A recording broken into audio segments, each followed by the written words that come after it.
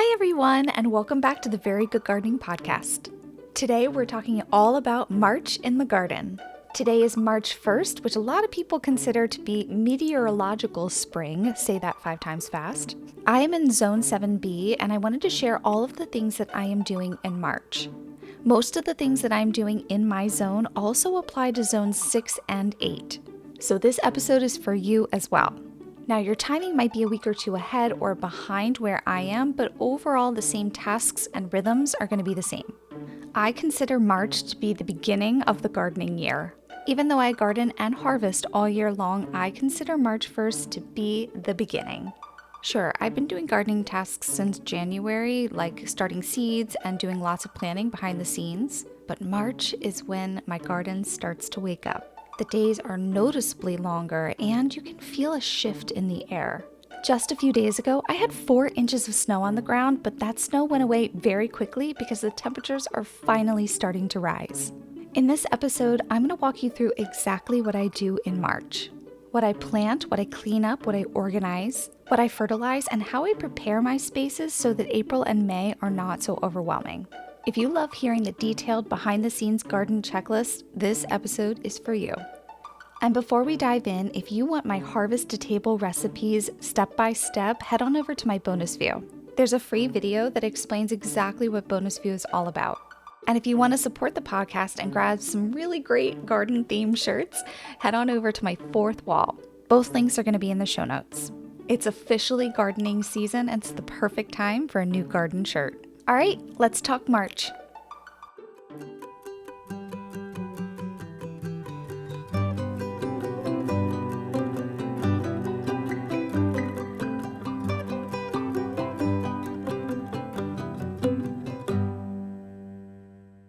Early March is when I'm going to start direct sowing a lot of my cool season crops. Radishes are the first things that I sow directly into the garden soil. They're a really quick crop, so I get that easy early harvest. Also, I love that radishes come in lots of different shapes and colors so that you can get that burst of color in early April. I also like to succession plant radishes so that I'm not getting a huge bumper crop of radishes all at one time.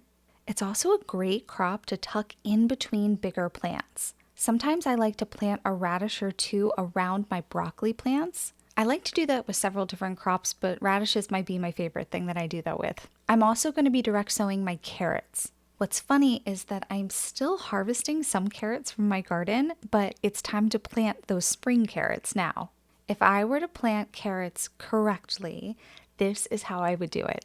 I would make sure that the soil is completely damp for the entire germination process, which can take up to 3 weeks. That is something that I absolutely do. But the next thing I would make sure to do is to thin out those carrots once they have germinated. This is something that I forget to do every single time. A lot of people ask me why my carrots are so small, and a lot of it has to do with variety and the fact that I grow them throughout the winter, so they don't get that proper sunlight that they would get in the spring or the summer. But I think the big thing is that I don't thin them out. Carrot seeds are so small, and if you want to be able to plant them one little carrot seed at a time, have at it. I have done that before, and it's actually worked out really well. However, I just don't have the time or the energy or the patience anymore to be planting individual carrot seeds. So I just sprinkle the carrots over the soil, I add a light layer on top, I make sure that it stays moist, and then when they pop up, I go, yay, my job is done. But if you would like to take the time to actually thin them out, you're going to get bigger and longer carrots. That's the theory anyway. Something else that actually really frustrates me as a gardener is that sometimes if I don't cover those seeds with a light layer of soil, the ants will actually steal all of my seeds. I remember one year, this was probably 4 or 5 years ago, I planted all of my seeds. I was right on time. I was making sure that the soil was moist, and then nothing popped up like a month later. I was very confused, and then when I looked, I could not find a single carrot seed anywhere in my soil. So I took the time to then again spread out all of the seeds. I was like, oh, I'm behind, but I would rather smaller carrots and a shorter season than no carrots at all. I came back a half an hour later and I saw that ants were literally in a line carrying every single one of those seeds that I had just planted. So make sure that you're covering it with a light soil so that those ants can't find the seeds as easily. Sometimes they will find them no matter what, but if you're covering with the soil, at least they can't see them. Speaking of that soil, make sure that your soil isn't too hard, like a clay soil. That is going to prevent the carrots from going down deep enough. Sometimes if you see that your carrots are going down and then taking a very sharp right turn, that's because it's hit soil that is too hard for it to work through. I suggest that you have at least 12 inches of soil that is soft, that the carrots can go straight down so that they can grow nice and big like you want them. I'm also going to direct sow my lettuce. Same problem with the ants. It was the same year where the carrots and the lettuce just magically disappeared. So make sure that you cover them with a light soil. Also, at this planting of lettuce, I'm using a heat-tolerant variety so that when it gets above 70 degrees, it doesn't automatically bolt.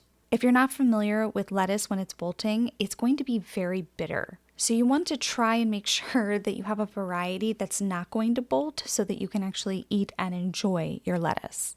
I personally like lettuce varieties that are cut and come again. That means that I can take the outer leaves from the head of the lettuce and it will grow new leaves, and so I have a continual harvest until eventually it does bolt.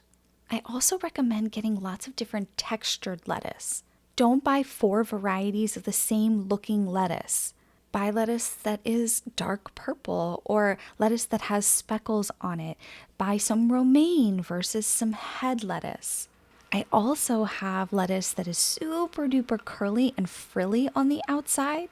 This allows you to have more variety in your salad, and remember, we eat with our eyes. So if you have lots of different textured lettuce and then lots of different colored radishes and colored carrots, you're more likely to enjoy that salad. When it looks pretty, sometimes it tricks your brain into thinking that you like it more. People are constantly asking me why I have so many varieties of different vegetables, and that is literally the reason. When your plate is full of color, you get excited to eat your food. Speaking of colored vegetables, we're moving on to snap peas. When people think of snap peas, they think green, but snap peas also are purple and gold or yellow. I personally love purple peas. There's a magnolia tendril version that has these cute little purple pods that are beautiful in the garden. I also have golden peas that have a purple flower that they come out of, just absolutely magical. I'm going to direct sow my peas this month, and I will put a whole bunch around each pole that I'm trellising them on. Remember to add the trellis before you plant. Do not add the trellis afterwards. And around each pole, I'm going to put 6 to 8 seeds. Peas actually don't mind being crowded, and they will just kind of climb on top of each other anyway. This way you can kind of create a wall of peas on your trellis, and it just is one of the greatest things that I have in my garden in the spring. I don't know if I'm going to call this direct sow because it's not really a seed that I'm putting in the ground, but potatoes are going to be planted this month as well. Every year on March 17th, I plant my potatoes in the ground. March 17th, as you know, is St. Patrick's Day. My ancestry is half Irish on my dad's side, and my dad's name is Patrick. Growing up, I literally thought St. Patrick's Day was my dad's holiday. And he would absolutely agree with that as well. And since potatoes are a huge part of Irish food and history, it's easy for me to remember that I plant potatoes on St. Patrick's Day. Also, the timing works really well in my area, so bonus. I plant my potatoes in rows in a 4x8 bed. They have always done really, really well in that bed. I also planted onions around the outside of that bed, and I believe that that is the reason why I saw a huge decrease in the Colorado potato beetle. So I will absolutely be repeating that this year. Companion planting for the win. I'm going to be planting those potatoes, covering them up, and then after I plant them in the ground, I'll cover them, and then I will what's called hill them up when those sprouts come up through the soil. This allows for more tubers or potatoes to develop on the roots of the plants. It also helps for late frosts or freezes. Even though potatoes are typically considered to be a cool weather crop, they do not like a frost, and they certainly do not like a freeze. If ever I'm expecting a late freeze, like in April or maybe even late March, sometimes I'll use a cover or a frost cover. I even have my cold frame covers that I can put on top just to give them a little extra warmth. And then I cross my fingers and hope that the plants don't die. These next two are not going to be direct sowed because I already sowed them last month. And that is going to be any of my brassica plants and my celery. Both of these cool weather crops are going to be transplanted in late March. I'm going to make sure those plants are watered and mulched and hardened off for at least 2 weeks before I plant them. And March is for starting seeds, still. Tomatoes is a big crop for me. I start those indoors in early March. This is about 6 to 8 weeks before my last frost. I'm going to use heat mats during the entire germination process, and then I can back those off. Now remember, I'm keeping heat mats on my peppers for the entire time that they're indoors. But I don't necessarily need heat mats for tomatoes after they've germinated. And of course, at the end of March or maybe even early April, depending on how fast my tomatoes grow, I'm going to be potting them up so that they can have more space to grow even more. I'm going to be starting herbs like basil, dill, and parsley. All of these are warm weather crops that need to be planted after the last frost. Some people like to succession plant their basil, but for me, I just like to plant varieties that will last throughout the entire season. So we're getting the same goal of having a continual harvest. In March, I'm going to be planting marigolds, zinnias, and cosmos. These are all very fast-growing seeds, so that's why I wait until the end of March to start these. Oh, I'll also be doing calendula, which can fall into the herb and flower category. In last week's episode, I talked about cleaning up the actual garden spaces. However, I have 2 other spaces that need to be organized as well. That is my garden shed and my greenhouse. I'm going to be honest, my greenhouse was kind of neglected this past month or so because it was too cold for even any of my cool weather plants to be in there. So now that we are finally out of that really, really cold snap, I've added my seedlings back in there, and my citrus trees are now back in the greenhouse where they belong. But when I put everything in there, I realized that I have quite a bit of cleanup to do. There are dead leaves all over the floor. There are spider webs. I just need to go in there and do a full cleanup so that I can feel ready for the spring. The garden shed has been completely neglected since last November. That would be when I threw everything that I could find into the shed and said, I will deal with that later. Well, later has come and I have quite a bit of work to do in there. Once I get everything organized, I'm going to take inventory of everything I need, including tools, fertilizers, and anything else that needs to be replaced often. Almost every spring, I'm buying a whole bunch of gloves and clippers because they usually don't last as long as I would like them to. But I also need things like a knee pad so that I am not kneeling on the side of the bed, which is what I usually do. But I also noticed that I was really low on certain fertilizers, so I'll have to make sure I stock up on those as well. And now that all of the snow has melted, I'm going to go out and make sure that my last cleanup did the trick. Removing any dead plants, any cages that are still there, repairing any trellises, things like that. And March is also the time I'm doing all of my perennial maintenance. Now in February, I pruned all of the raspberries, but now I need to turn my attention to my other berries like strawberries and blueberries. My blueberries, I really just need to get in there and clear out all of the weeds and see where they're at. I have a feeling that I might have to replace one of the bushes, or possibly 2 of them, because animals got in there at the end of last season. I have been avoiding that corner of my yard because I'm actually really afraid that the blueberry bushes didn't make it. But that's okay. I just have to get in there and I have to figure it out, diagnose what I need to do, and then do it. My strawberries, I need to transplant those strawberries that have come out of the bed into the beds and get rid of any dead waste that I see. I was actually shocked that my strawberry plants are definitely still alive and kicking because this was the coldest and snowiest winter we've had since being on this property. I haven't gotten to my asparagus patches yet, so I gotta get in there and take out all of the old ferns, weed the area completely, and then mulch it. And I have fruit trees that are growing in the back, so I'm going to be giving them fertilizer, making sure that they are mulched, making sure they are protected because the deer really, really, really like to get in there and eat everything. I haven't really gotten any fruit from those fruit trees yet, so I'm hoping that this year is the year. And in March is when I'm taking care of the soil.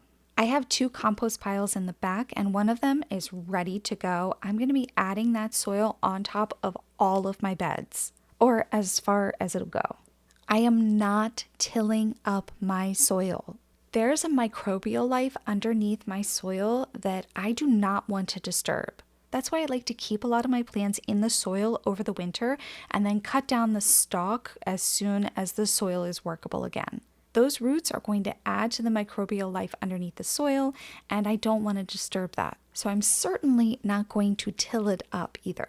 This is what a lot of people do when they say that they don't till their garden. They're just adding ingredients to the top layer of the soil that are going to add nutrients into the soil. All of that good stuff is going to leach down into the soil and create an environment that your plants want to be in. So on top, I'm adding that compost. I'm also going to be adding bone meal and blood meal. That's going to be giving a lot of macronutrients that my soil needs. I'm also going to be applying a soil conditioner this year called Revitasoil. This is going to provide the macro and micronutrients that my soil and plants need. This is going to help tremendously with the long-term health of my soil. And if I have any extra leaves, I might crush them up and I might put them on top as well and work that into the top layer of the soil. Oh, and I forgot to say that before I add anything to the soil, I'm actually going to be taking the top layer of mulch that might have been left over from last season. I don't necessarily want those wood chips to be breaking down in my soil. When wood breaks down in the soil, it is actually leaching nitrogen from your soil in order to do that. Now, if this was happening over time or it was just a small amount of wood chips, it wouldn't be that big of a deal. But I want that nitrogen ready for my plants to be able to use. So I'm going to take off that top layer of wood chips and then I'm going to add them back on as mulch. If they're on the top of the soil, they're less likely to break down super fast. So if I put the compost and the blood meal and the soil conditioner on top of those wood chips, they're going to break down really fast, and that's where the nitrogen will be going into that process. And that's what I do not want to happen. So I'm going to remove those wood chips and then add them back later. This is also going to be a really good time for me to fertilize my garlic. I planted my garlic in mid-October of last year, and it's growing perfectly fine, even though, again, we had sub-zero temperatures. They're probably looking for a little bit of a boost, so I'm going to give it to them in March. I'm going to do this by giving them what's called a side dressing. This is where you add those granular fertilizers to the soil around the plants. This way, the plants are accessing that nitrogen from the granular fertilizer. I still want the plant itself to grow up big and tall. We're talking 3.5 feet tall. But then once the plant reaches the height I want it to be, I'm going to stop fertilizing so that it can concentrate all of its attention into growing the bulb. So right now is the perfect time to fertilize it and encourage the plant to grow. I'm also going to take this time to spread my mulch around those plants. This helps with weeds and watering. I also find that my garlic, when it has a layer of mulch around it, it tends to be more stable. Sometimes when the bulb is too close to the surface, the plant itself becomes too heavy and it will fall over. But if I have a layer of mulch, it just feels like it's able to stay up a little bit more. I don't know, maybe that's just me, but I think it does something. I mentioned that I'm going to be hardening off all of my seedlings, and I'm going to start that process probably mid-March, so that all of my onions and brassicas and celery, they're ready to go into the ground at the end of March. Onions, I'm going to wait until early April. Hardening off is just the slow exposure to the outside elements. This is not a step that you want to skip. This is definitely important, especially if these plants have been inside in their cozy little greenhouse or wherever they are. If you just throw them outside in the 40, 50 degree temperatures, they are not going to be happy. I do this process over a 2-week period, which can be a little hard to do, especially if you are a working gardener as well. Hello, I am a full-time teacher, if you didn't know that. So it does become a little bit hard for me to manage with my schedule, but somehow I always make it work. Don't skip that step, don't skip that step. March is so exciting. It does give an air of new beginnings. And because of this excitement, a lot of gardeners kind of rush the process. March can still be very volatile, especially in Maryland. We have been known to get huge snowstorms in the middle of March. I'm really hoping that that's not going to happen this year, but I always have to remember that it is a possibility. So I'm not going to rush my warm season crops. Those are not going out in March. And remember, it's okay. You still have an entire spring and summer. Don't put those out when they're not ready. March is not for warm season crops. March is a cool season crop only season. Honestly, March is the time that you should be enjoying all of the things that the early spring has to offer. I know that daffodils have been trying to pop up, and every single time that I'm like, oh, spring's coming, it's just another layer of snow on top. But those daffodils are coming really soon. Enjoy the season and do not rush it. March is busy, but it's a really, really good busy. It's preparation, it's momentum, and it's really the foundation for all of the garden season of 2026. This is the moment before the big harvests come, but if you want to see what I do with my big harvests, head over to my bonus view page. I have so many harvest to table recipes that you can choose from. And as the season goes on, I'm going to make sure I use more seasonal crops in my cooking, not just my preserves. And if you want to support the channel, head over to my Fourth Wall shop. I have a whole bunch of new spring designs that I know you'll love. It's officially gardening season, so we might as well dress for it. Thank you so much for being here. I hope this episode helps you step into March with a clear plan and a lot of excitement. Until next time, go grow something very good.